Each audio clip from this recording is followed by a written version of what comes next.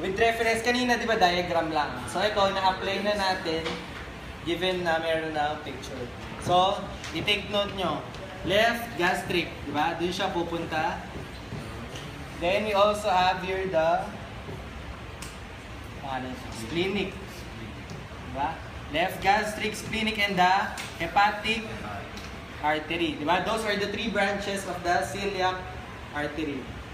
Kapag din-reach nyo daw yung splenic, magbabranch siya into left and right. Okay?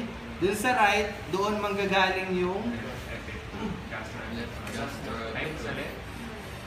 left gastroepiploic. Ito yung right, diba? So, left gastroepiploic arteries. Dun sa left, may magpupunta sa stomach. Ito yun.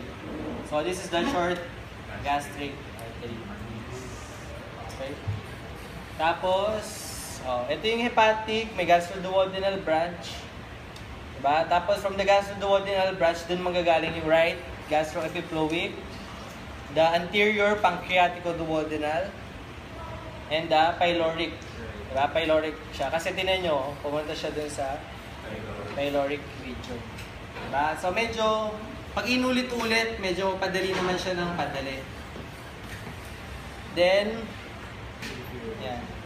Ito yung superior mesenteric. Tignan nyo, yung terminal niya, naging intestinal arteries. Okay.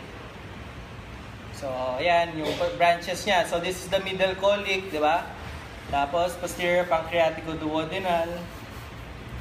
Test niya to. So, andito yung